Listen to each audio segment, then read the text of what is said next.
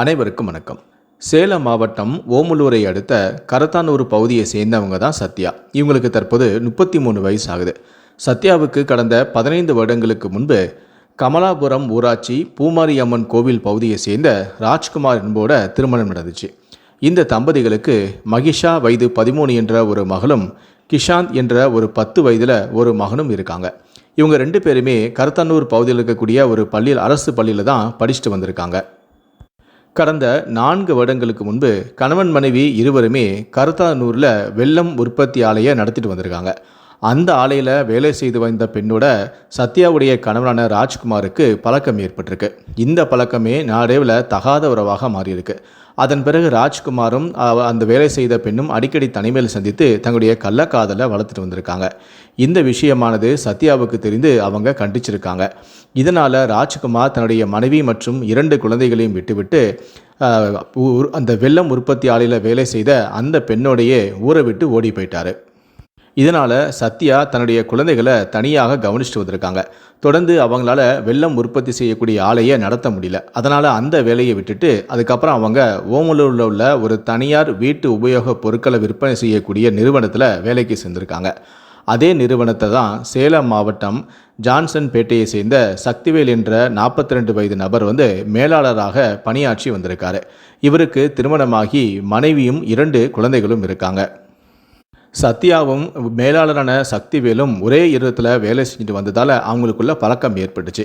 இந்த பழக்கமே நாளடைவில் நெருக்கத்தை ஏற்படுத்தி அதுவே தகாத உறவாக மாறிச்சு.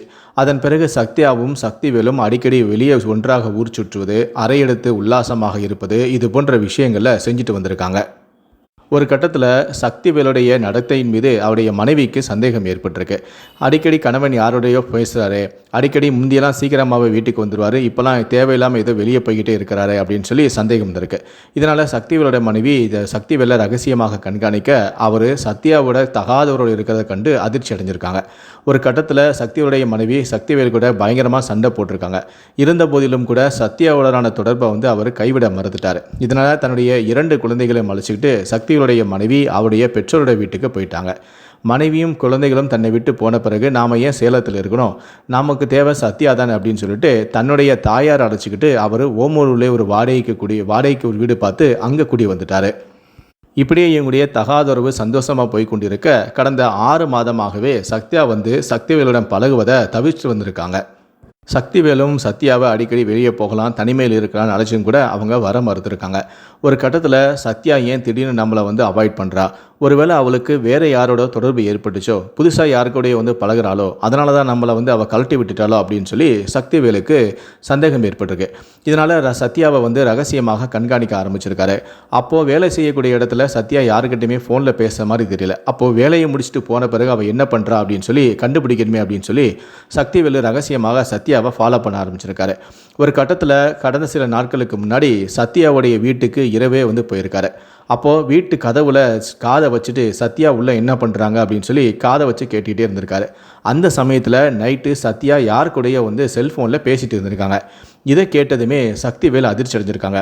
அப்போ நாம் சந்தேகப்பட்டது உண்மைதான், சத்யா யார் கூடயே தகாதவரோடு இருக்கா, அதனால தான் நம்மளை கழட்டி விட்டுட்டா, அவனுக்கு புதுசாக யாரோ ஒரு கள்ளக்காதல் இருக்கான், அவன் யாருன்னு கண்டுபிடிக்கணும் அப்படின்னு சொல்லி சக்திவேல் முடிவு பண்ணுறாரு. அந்த சமயத்தில் சத்யாவுடைய வீட்டு கதவை சக்திவேல் தட்டுறாங்க. திடீர்னு நைட்டு யாரோ கதவு தட்டுற சத்தம் கேட்டதுமே சத்யா அதிர்ச்சி ஆகிறாங்க. இந்த நேரத்தில் யார் கதவு தட்டுறா அப்படின்னு சொல்லிட்டு கதவை திறக்காமலேயே சத்யா யார் கதவு தட்டுறீங்க அப்படின்னு சொல்லி கேட்டிருக்காங்க. அப்போ சக்திவேல் நான் தான் உன்னை பார்க்க வந்திருக்கேன், கதவை திற சத்யா அப்படின்னு சொல்லி கேட்டிருக்காரு. உடனே சத்யாவா, இந்த நேரத்தில் நீங்கள் எதுக்கு வந்தீங்க, உங்களுக்கு என் வீட்டில் என்ன வேலை, இந்த நேரத்தில் உங்களை யார் இங்கே வர சொன்னா அப்படின்னு சொல்லி சத்யாவும் கதவை திறக்காமல் உள்ளே இருந்தே சத்தம் கொடுத்துருக்காங்க. ஒரு கட்டத்தில் சக்திவேல் அங்கேருந்து போகிற மாதிரி தெரியல.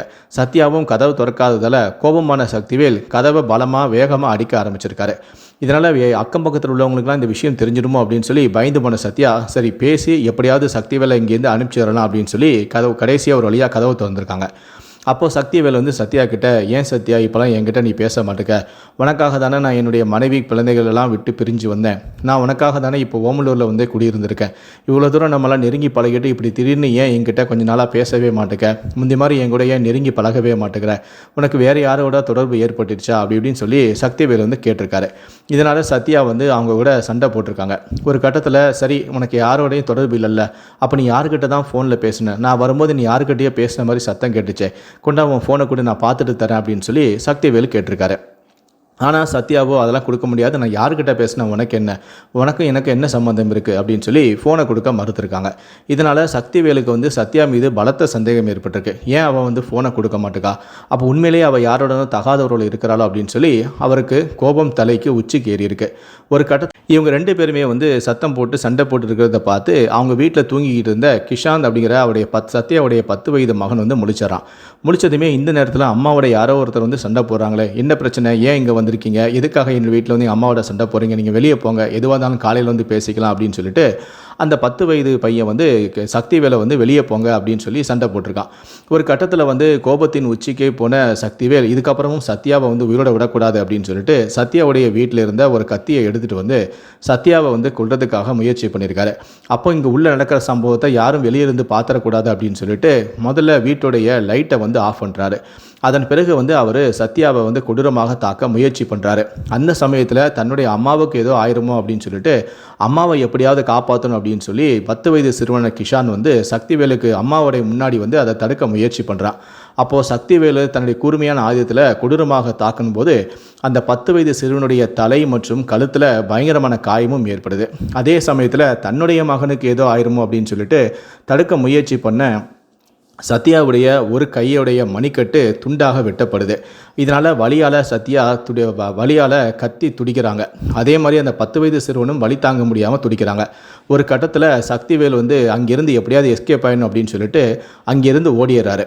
அதற்கப்புறம் ரத்தம் சொட்ட சொட்ட சத்யா வந்து தன்னுடைய வீட்டுக்கு பக்கத்திலேயே வசிக்கக்கூடிய தன்னுடைய தந்தையோடைய வீட்டுக்கு போய் கதவை தட்டுறாங்க. இந்நேரத்தில் யாரா வந்து கதவு தட்டுறது அப்படின்னு சொல்லிட்டு அவருடைய அப்பா வந்து கதவை திறக்க அங்கே ஒரு கை மணிக்கட்டு வெட்டுப்பட்ட நிலையில் சத்யா கதறி அழுகுறாங்க. சத்யாவுடைய சத்தத்தை கேட்டு அக்கம் பக்கத்துலேருந்து அவருடைய உறவினர்கள்லாம் ஓடி வந்து என்னாச்சு ஏதாச்சு அப்படின்னு கேட்குறாங்க. தன்னுடன் வேலை பார்க்கக்கூடிய மேலாளர் வந்து என்னுடைய வீட்டில் வந்து பிரச்சனை பண்ணார், அப்போ என்னுடைய கையை வந்து வெட்டிட்டாரு, என் பையன் அப்படின்னு சொல்கிறாங்க.